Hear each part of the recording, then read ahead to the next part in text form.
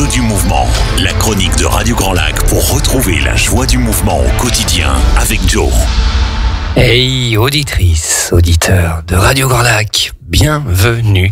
Encore une grande joie pour moi d'être ici dans ce super studio à Aix-les-Bains, où je prends toujours un grand plaisir à vous partager mes connaissances, mes passions, etc., etc. Et en plus, on a toujours un très bel accueil.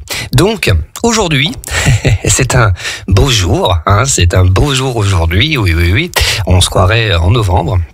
Et pourtant, l'idée, c'est ce que je vous partage toujours dans le jeu du mouvement, c'est de cultiver en fait notre jardin intérieur. Vraiment, tel de petits jardiniers, en fait, c'est que on peut mettre de petites graines, semer, mettre un peu de soleil, un peu de lumière, mais bien évidemment en nous. La météo extérieure n'étant pas encore complètement contrôlée, heureusement.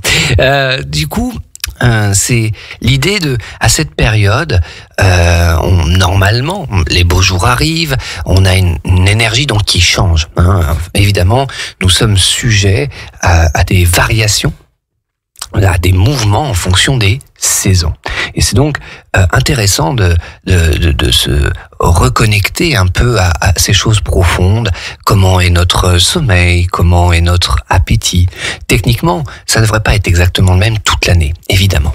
Et c'est pourquoi j'invite toujours, je propose toujours des exercices très simples, extrêmement simple, pour se reconnecter à des choses comme ça assez subtiles qui dans nos vies quotidiennes de tous les jours ne sont pas tellement connectées. D'accord. Donc tout simplement, c'est la respiration reste un des moyens les plus sûrs pour revenir à la présence, à la pleine présence, à l'instant. Percevoir tout simplement l'air qui entre dans les narines comme si on humait le parfum d'une fleur. Sentir si on inspire autant dans la narine droite que dans la narine gauche. Connecter en fait cette sensation tout simplement. Ensuite, ressentir à l'intérieur de nous les mouvements que la respiration procure, que ce soit au niveau du ventre, au niveau des côtes.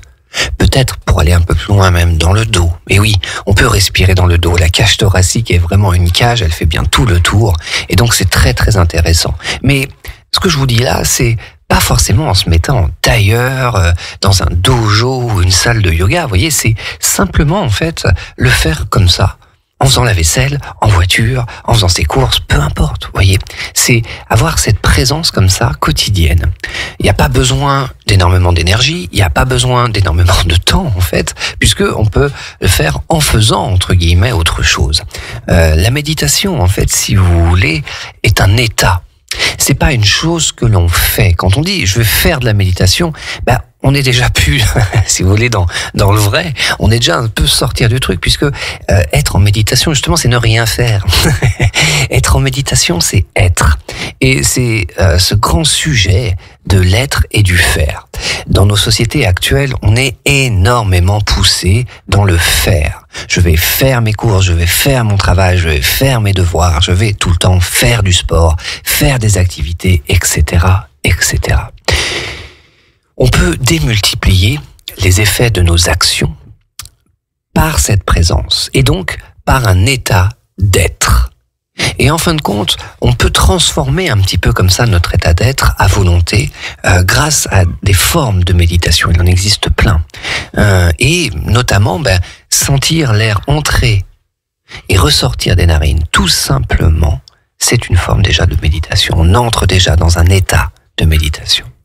On peut comme ça balayer les pensées. Des pensées récurrentes comme ça, des pensées un peu obsessionnelles qui nous mettent en mal-être. Il suffit tout simplement de s'asseoir, sentir l'air entrer et ressortir des narines, poser toute son attention au niveau du front comme sur un écran et observer les pensées. Regardez-les. Vous verrez qu'en fait, vous n'êtes pas vos pensées et qu'on peut donc devenir observateur de nos pensées. C'est tout le principe de la méditation, c'est de devenir observateur de ce qui se passe. On n'est plus dans l'action, on ne cherche plus à agir ou à faire quoi que ce soit en fait. Cette idée d'arrêter de penser, de faire le vide, encore une fois, on est beaucoup trop dans cette dynamique de « il faut faire ». Oui. Or, en fait, c'est pas du tout comme ça que ça va se passer. C'est simplement justement en étant témoin, en étant observateur, que les pensées petit à petit vont s'estomper. C'est aussi simple que ça. Alors, quand je dis c'est aussi simple, ça demande un peu de pratique, c'est comme tout, hein. Mais finalement, c'est relativement simple. Pas simpliste, mais simple. C'est s'entraîner comme ça régulièrement, à poser son attention au milieu du front et à connecter l'air qui entre et qui sort des narines. Et ça, plus vous le ferez, plus vous serez aguerri à ça, plus le calme intérieur, la paix se fera ressentir. Pratiquement, j'ai envie de dire instantanément. C'est juste une façon d'être, c'est une hygiène, c'est un art de vivre en fait. Et, bien évidemment, cela ne m'empêchera pas de faire mes devoirs, de faire mes courses, de laver la voiture, bref, de faire tout ce que j'ai à faire. Simplement, je vais être dans un état de conscience et de pleine présence, ce qui va rendre les actions normalement plus fluides, si vous voulez, et me coûter beaucoup moins d'énergie. En fait, on a un peu comme un système de fonctionnement économe en nous si on reste dans cet état de pleine présence, ce qui nous permet de développer au contraire de grandes actions et de faire beaucoup de choses, hein, contrairement à ce qu'on pourrait croire. Or, quand on s'agite, quand on est tout le temps dans la pensée, je vais devoir faire, je vais aller là, je vais faire ci, je vais faire ça, puis j'ai mon rendez-vous à telle heure, on se fatigue. J'ai même envie de dire qu'on se consume, on se crame au bout d'un moment. Et c'est comme ça que progressivement, le terrain se fragilise et ouvre la porte à toutes sortes de dysfonctionnements qui peuvent être plus ou moins importants, plus ou moins graves. D'accord ? L'idée donc, c'est évidemment de continuer de vivre sa vie quotidienne, travail, famille, voiture, etc., etc. Mais simplement de porter une plus grande importance à sa présence, à son attention, à sa façon d'être, en fait. Et bien évidemment, comme tout est mouvement dans la vie, les cycles, les saisons, les heures, les jours, la météo, nous sommes également en mouvement. C'est-à-dire que nos états intérieurs changent en fonction de notre sommeil, de notre alimentation, de toutes nos difficultés, nos contraintes, etc., etc. Et donc justement, plutôt que d'être emballé dans ce mouvement, c'est l'observer, en revenir à sa pleine présence. Et du coup, être dans un mouvement qui est beaucoup plus fluide. C'est tout le principe en fait des arts martiaux, du tai chi, et donc de cette fameuse énergie yin et yang, un peu galvaudée, qu'on a un peu parlé, mais en fait c'est tout le principe de création qui est là, si vous voulez. Donc nous en sommes tous faits, nous sommes tous constitués de ça. Donc l'idée, c'est comment je vais pouvoir en reprendre un peu plus conscience, et donc placer les mains sur le ventre, sentir le ventre avancer quand l'air entre dans les narines, sentir le ventre se retirer quand l'air ressort, tel le mouvement de l'océan, telle la vague qui arrive sur la plage et se retire dans un rythme calme, lent, régulier, constant. Percevoir cela, c'est automatiquement modifier ses états intérieurs. C'est automatiquement apaiser le mental, détendre le corps, soulager les tensions. Et donc, potentiellement, si je le souhaite, améliorer mes fonctionnements. Parce que bien évidemment, je suis pas en train de vous dire qu'il faut plus rien faire. Certains vont aller s'isoler dans des grottes, des moines, etc. Mais ce n'est pas une obligation. On peut tout à fait continuer de vivre dans cette société, dans nos tâches quotidiennes, mais d'avoir une présence, une qualité de présence beaucoup plus subtile, beaucoup plus profonde, beaucoup plus pleine. Oui, tout simplement en se reconnectant à ça. Un être humain, et ça je vous l'ai déjà dit, j'en suis sûr, mais si, rappelez-vous camarades, je vous l'ai déjà dit, un être humain respire entre 20 et 25 000 fois par jour. 20 et 25 000 fois. L'idée c'est de se dire, si je pouvais régulièrement, et j'ai envie de dire quotidiennement, prendre conscience, avoir une présence sur une dizaine, vingtaine, trentaine de respirations. Vous imaginez, une vingtaine, trentaine sur 20 000. C'est pas grand-chose, vous voyez. Et en fait, le truc, c'est que comme je vous le dis, vu qu'on respire tout le temps, c'est assez facile à mettre en place où que l'on soit. Et donc, du coup, surtout quand on a beaucoup de choses à faire, justement, quand on a des états de stress, des contraintes, etc., c'est pas instinctif. Hein. Je vous le dis, en tout cas, nous, dans nos sociétés en Occident, pas été éduqués trop comme ça. Et c'est pourtant la clé pour améliorer nos fonctionnements, faire des choix plus précis. En fait, c'est de revenir comme ça à ce centrage, à cette respiration et à ce calme intérieur. Et cela décuple en fait nos potentiels, nos énergies, nos prises de décision. C'est comme ça que ça marche. C'est une loi, c'est une dynamique, si vous voulez. Et c'est vrai que on a plutôt tendance, et moi-même, je me mets dedans à faire l'inverse. C'est-à-dire que il y a mon train, il y a les papiers, il y a ma déclaration d'impôt et je m'emballe, je m'agite. Il faut que je fasse, il faut. Mais en fait, dans cet état-là, comme je vous l'ai dit, on crame beaucoup d'énergie et finalement, on est moins efficace. On est moins efficace que si, au contraire, j'observe. Oui, certes, je dois faire ma déclaration d'impôt, c'est mieux. Oui, certes, j'ai un train qui va arriver, je vais devoir le prendre. Ok, très bien. Simplement, je prends un instant, connexion au front comme un écran de cinéma, connexion à l'entrée des narines, pleine présence.